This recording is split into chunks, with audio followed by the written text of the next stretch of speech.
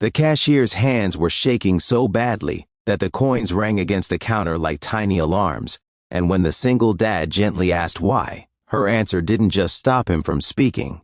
It reached into a place he thought had gone numb forever. Daniel Harper hadn't planned to talk to anyone that evening.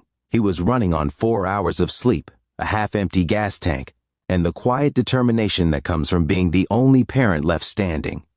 His 5-year-old son Oliver sat in the cart seat clutching a cereal box like a treasure, humming to himself. The grocery store lights buzzed softly, and Daniel counted items in his head, calculating what could wait until payday.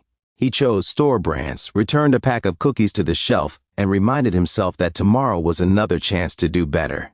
At the checkout lane, the line moved slowly. The cashier was young, maybe early 20s, with chestnut hair pulled into a loose ponytail. Her name tag read Lena Brooks. She scanned items carefully, too carefully, as if precision alone could hold something together. When she reached for change, her hands trembled. Not the nervous flutter of a first day, but a deeper shaking that made Daniel pause. Coins slipped, a receipt tore, and she whispered an apology to no one in particular. "Hey," Daniel said softly, pushing the cart forward. "It's okay." Lena nodded, forcing a smile, but the tremor didn't stop. Oliver watched with wide eyes, then leaned toward her. "My dad's hands shake when he's tired," he said matter-of-factly. Daniel felt his chest tighten. He hadn't realized how visible his exhaustion had become. As Lena handed over the receipt, her fingers brushed Daniel's. They were cold. He hesitated, then asked the question he usually swallowed. "I hope you don't mind me asking," he said, keeping his voice gentle. "But why are your hands shaking?" For a heartbeat, the store seemed to hold its breath. Lena's smile faded. She looked at Oliver, then back at Daniel, and something in her eyes shifted from practiced politeness to honesty that had been waiting for an invitation. "Because," she said quietly, "this is the first time today I felt safe enough to stop pretending I'm okay." Daniel didn't know what to say.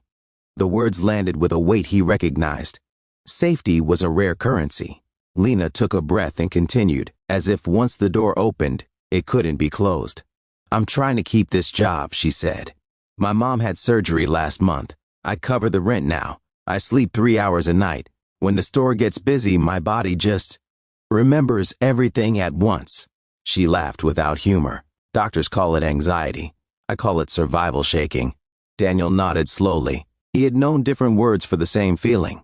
After his wife, Megan, died 2 years earlier, mornings had felt like cliffs. He learned to pack lunches while swallowing grief, to tie shoes with hands that wanted to curl into fists. He learned that asking for help felt like failing, even when it wasn't. "I get it," he said. "More than you know."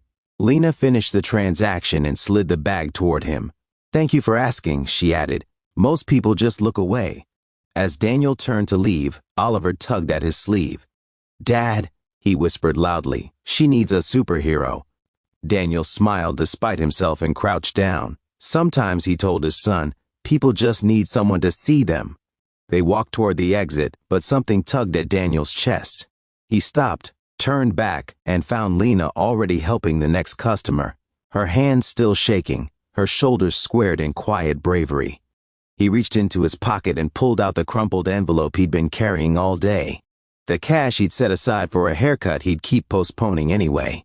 He placed it on the counter when the line paused. "For emergencies," he said simply. Lena's eyes widened. "I can't. It's not charity," Daniel interrupted. "It's a thank you. For being honest." She stared at the envelope, then at him. Tears gathered but didn't fall. "I'll pay it forward," she promised. Daniel nodded and left, the automatic doors opening with a sigh.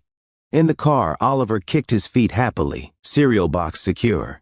Daniel sat for a moment longer than necessary, letting the engine idle while the encounter replayed in his mind.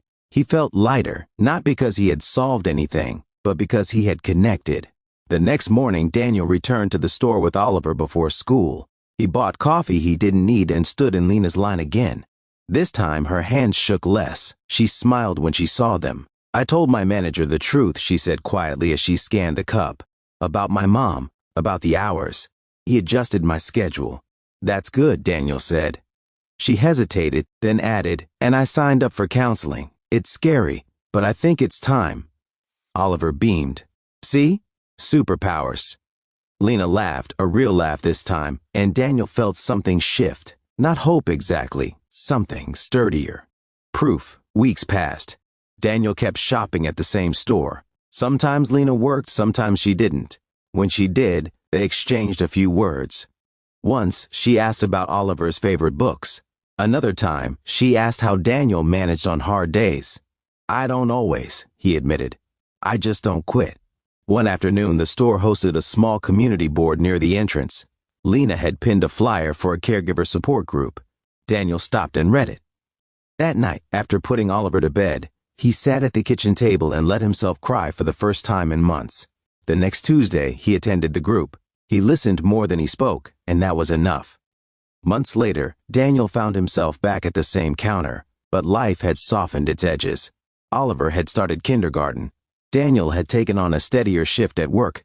Grief still visited, but it no longer owned the house.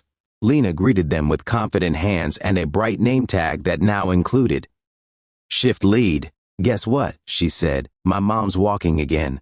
That's incredible, Daniel replied. As they left, Oliver waved. Bye, Lena. Outside, Daniel paused, the memory of that first trembling evening vivid and alive.